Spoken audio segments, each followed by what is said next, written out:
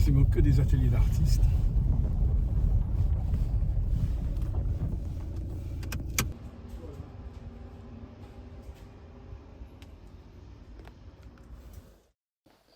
Donc là, on est dans la partie, on va dire, chauffable, habitable de l'atelier, où je travaille, par exemple, assez souvent assis, à l'endroit où tu es en train de filmer en ce moment. C'est le lieu où je travaille sur la cire. La cire, c'est une technique que j'ai utilisée beaucoup dans les années 80, jusqu'en 90, 12, avec ce qu'on appelle les moules en coque céramique. C'est une technique moderne qui permet de couler des pièces en fonte de fer, bronze, etc. Donc c'est une série que j'ai arrêtée, que j'ai repris, car j'avais accès de nouveau aux matériaux en question. Donc là, c'est des choses qui datent de cet été, alors que ce qui est par terre à gauche, là, par terre, c'est les choses qui datent il y a peut-être 25 ans. Donc c'est ici que je vais travailler également sur des pièces en terre quand il fait trop froid dehors. Et puis il y a de quoi prendre un thé. Et derrière nous, il y a la partie inventoriée de tout mon travail graphique. Et pour la partie graphique, j'ai un certain nombre d'outils, une presse de gravure, et puis une autre presse qui sert pour imprimer des choses en relief. Voilà, donc on va sortir dans la partie de l'atelier qui est où il y a des outils, la partie de stockage, de tous les... souvent les gens qui viennent ici admirent beaucoup plus mon jeu de terroir que mes œuvres là. Et puis ici, pour des meules, des forêts, il y a un four de céramique qui est là à gauche. Et derrière nous, il y a le four de thermoformage de verre. Donc ici qui sert pour la fabrication vers la partie où je fais des tests. Donc le four de thermoformage sert pour fabriquer les miroirs, comme je vous ai expliqué à la maison. Ici, c'est les pièces faites à partir de vases en cristal qui sont sciées sur un côté, chauffées, bloquées dans le four d'une certaine manière et qui ouvrent comme un livre un petit peu, comme un livre selon la température, selon le temps de cuisson. Et puis un petit peu plus loin, des pièces en verre soufflé de type qu'on va montrer l'été prochain dans le palais de Lille. Donc ça, c'est des choses qui sont juste là, un peu à titre indicatif, quand j'ai eu quelques visites d'atelier, et je voudrais que soit visible ces différents types de travail. Donc là, c'est le seul endroit où on va voir, disons un petit peu à part, ce travail sur l'optique. À partir de là où nous sommes ici, c'est plutôt tout ce qui est de l'ordre du modelage. Donc, je peux, pour essayer d'expliquer un petit peu, j'ai trouvé il y a quelque temps, dans les cours de Deleuze à Vincennes, un moment où il parle de modulation au début. Modulation, après il parle de moulage en parlant de Buffon et de la notion de moulage interne. Et puis à un moment donné, il dit, et puis entre la partie modulation et le moulage, on pourrait dire qu'on peut mettre le modelage. Et il s'arrête là, il y a un peu de silence dans la salle, personne ne pose des questions, et il continue.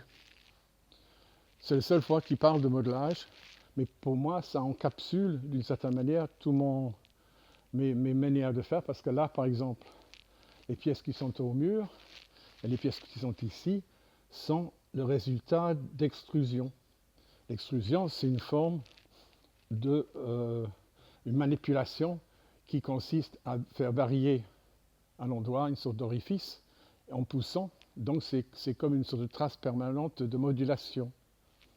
Donc c'est la manière dont je produis beaucoup de ces formes, que ce soit des boudins, en découpant les formes et en poussant sur la terre avec différents instruments, j'arrive à fabriquer des choses très compliquées comme ce qui est au mur, par exemple, là, et des choses beaucoup plus simples. Et tout ça, c'est, pour ce qui est de la partie extrusion, c'est des préfabrications. C'est-à-dire, mon approche de la céramique, pour beaucoup, dans ce qu'on va voir un petit peu plus tard, là-bas, c'est comment on fait, non pas pour travailler à frais, mais comment on fait pour travailler les différents ensembles, justement, modulés, moulés et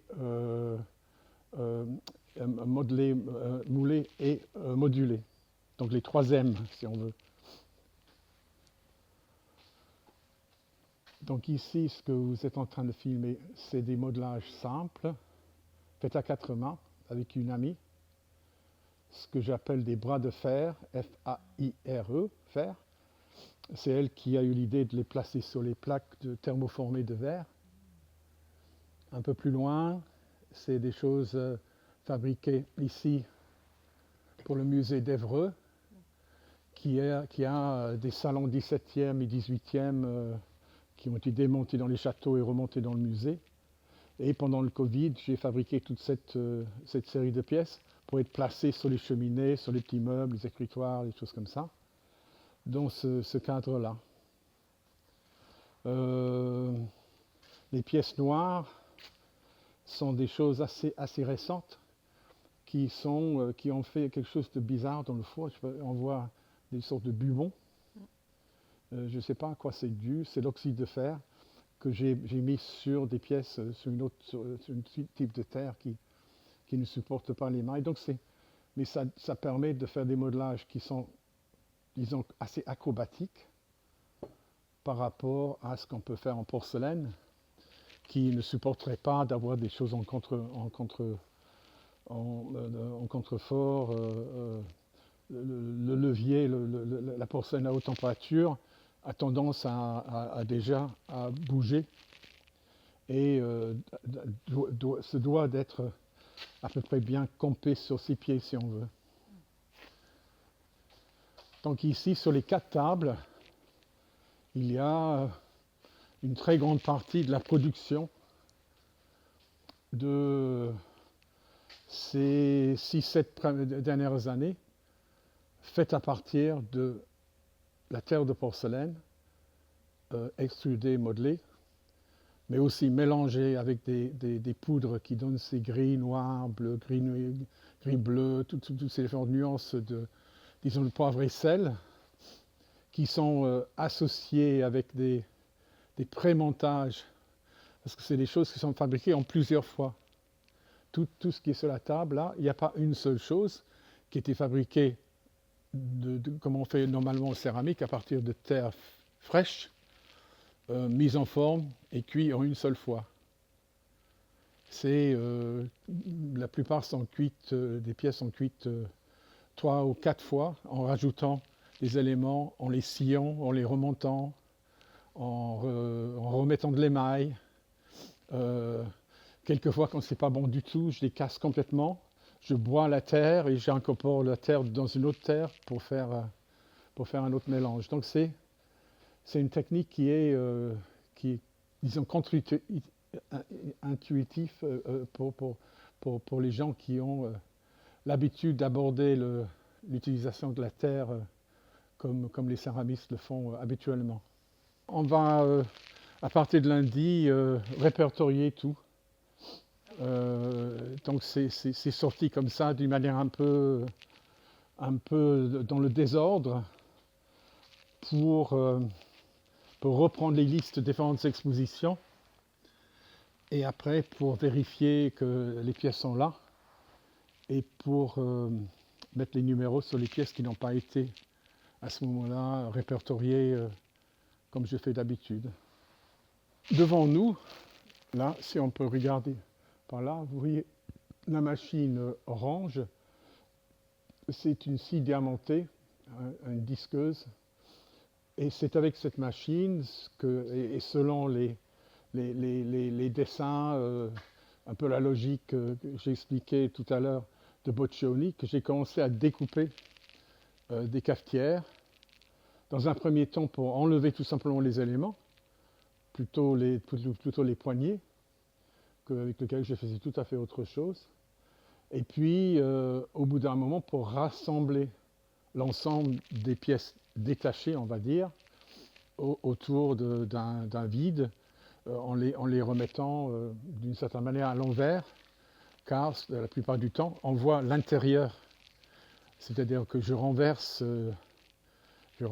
le sens d'au moins une partie de la forme pour que ce soit visible de l'extérieur. Et puis, il y a les assiettes sur lesquelles je pose les pièces qui rappellent aussi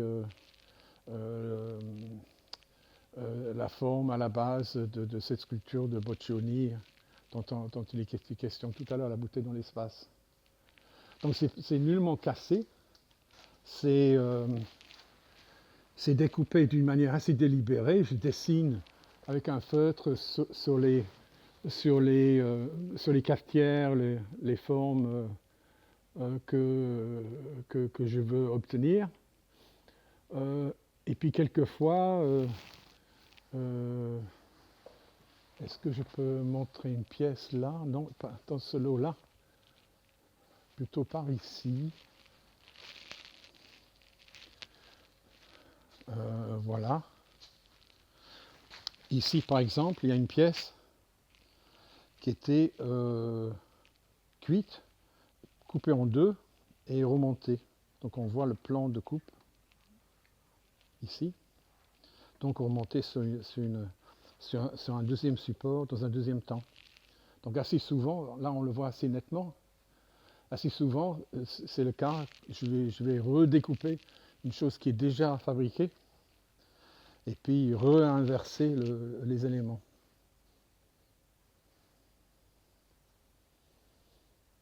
Donc on voit un peu l'évolution avec les premières pièces qui sont plutôt tout simplement noir et blanc pour répondre à cette question sur les couleurs.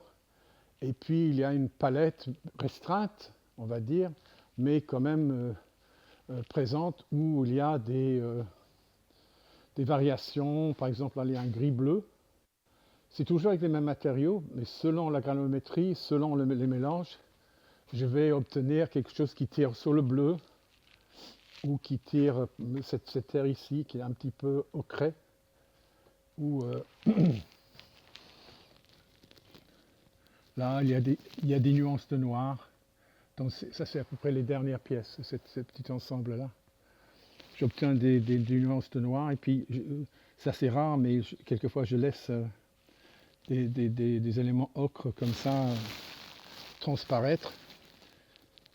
Et puis il y a des choses comme ça. Je ne sais pas si on fait un détail là-dessus. Cette partie-là. Il y a des choses, ça c'est une deuxième cuisson.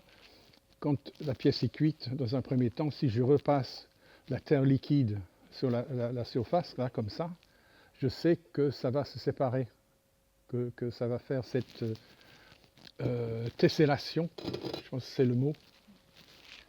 Et donc on voit cet effet un petit peu partout, dans un premier temps accidentellement, et dans un deuxième temps où j'ai appris le pourquoi du comment, où je l'ai réappliqué à d'autres pièces. Sinon, historiquement, on va montrer deux cafetières, c'est tout. Au Palais de Lille, d'après ce que j'ai vu l'autre jour, il y a un espace qui fait 45 cm de haut. C'est à peu près comme ça. Donc il faut que je choisisse une pièce comme ça. Donc je pense que je vais prendre une pièce qui est posée sur une assiette. Et puis à l'étage, c'est-à-dire que le support c'est une vitrine qui est cylindrique et en double hauteur. Une pièce plus simple, sans support en dessous, de ce type-là, à l'étage.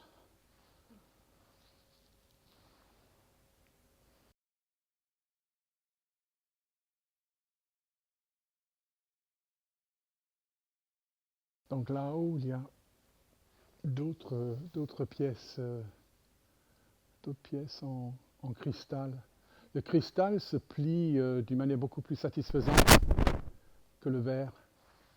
C'est pour ça que j'utilise, et puis à une température plus basse.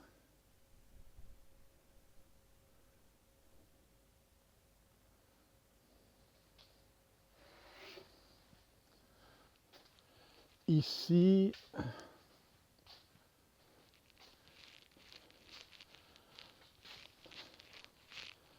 il y a les pièces qui vont être exposées dans la chapelle, un certain nombre.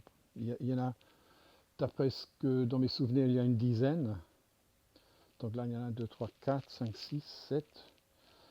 Et puis je crois qu'il y a 3 autres plus loin. Donc c'est des pièces, comme j'ai expliqué, qui sont à peu près au maximum de ce qu'on peut souffler en une seule fois. Et qui peut être aussi bien montré debout comme ça, ce qui était le cas dans la dernière exposition, que couché sur le côté. Et là, on voit bien le passage entre la partie où le reflet est cohérent, là où on voit le reflet de ma main, alors que par ici, il y a juste une ligne rose. Donc il y a ce moment assez merveilleux où il y a le passage entre la partie qui tire sur le cylindre et l'autre qui tire sur l'hémisphère tout au moins. Donc après, il y a des pièces en verre noir, tout ça c'est plein de poussière. Là, on voit mieux.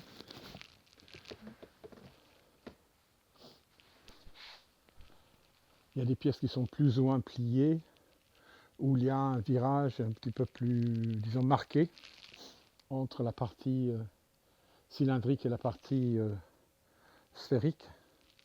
La partie avec des greffes, à partir de branchage et de cire. Tout le développement de la partie modelée, ça c'est des bronzes, ça se voit pas parce que c'est peint. Et donc la pièce là, par exemple, c'est une pièce qui est coulée en fonte de fer à partir d'une cire. C'est vers ces choses-là que je vais revenir avec le travail qui est dans le bureau. Donc avec ce mélange de choses modelées et des choses optiques. Donc là, par exemple, c'est des petits miroirs que j'ai fabriqués à un moment donné. Là, c'est des pièces modelées, des pièces extrudées. Donc il y a toutes sortes de mélanges de techniques et puis tout ce que j'ai pu dire autour de ça sur ce que j'appelle l'interprocessualité. C'est comment on passe d'un matériau à un autre en retenant quelquefois les gestes, quelquefois les formes, et qui sort différemment selon les procédés et les matériaux qu'on utilise. Là, par exemple, c'est des assiettes de cantine thermoformées. Ils sont thermoformés à plat, et coupés en deux, puis voilà, dressés.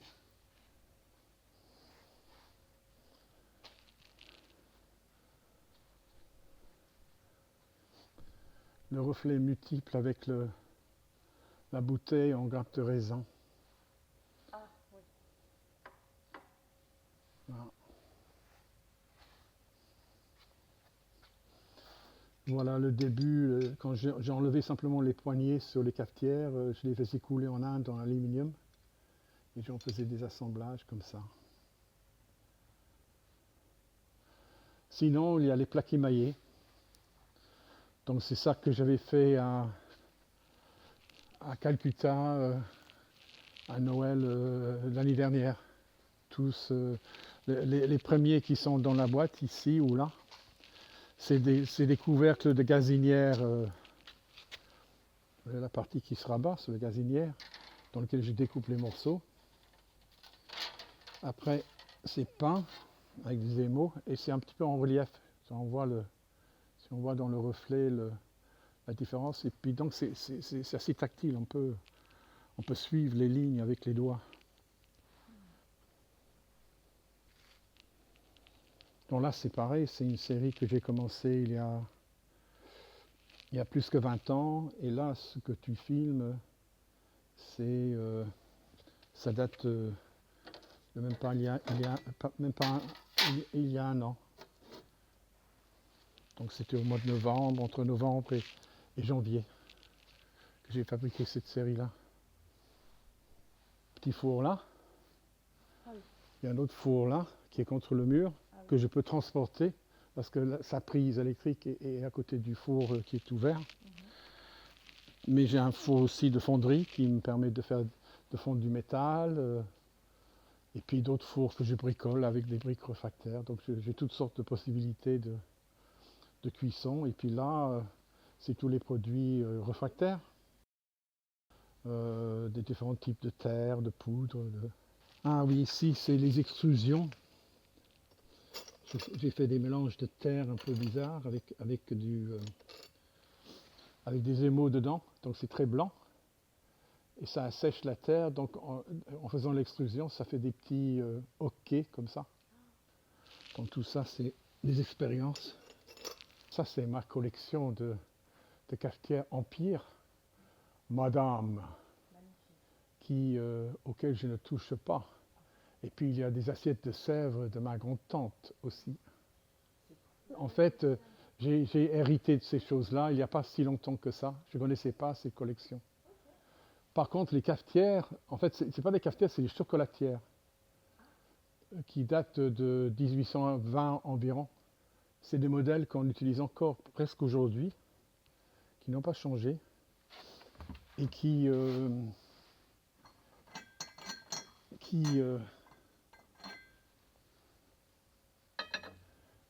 pour la plupart, ne sont pas signés du tout. Parce que, selon ce que j'ai lu, la manufacture de Sèvres a été fermée à cause de la Révolution française. Les porcelainiers sont allés s'installer un peu partout. Et ils ont recommencé une fabrication qui n'était pas,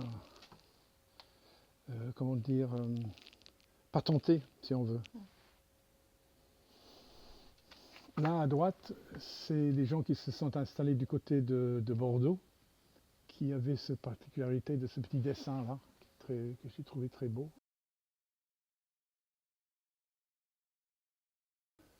Et puis ici, c'est tous les essais. C'est des essais où j'utilise des mélanges pour voir, là c'est pour voir jusqu'à quel niveau on peut mélanger du blanc, un émail blanc avec la terre, pour voir à un moment donné si ça commence à se liquéfier plutôt. Voilà. Et puis ça c'est les tout premiers essais pour voir si la terre noire et la terre blanche voulaient bien coller ensemble, et ça colle.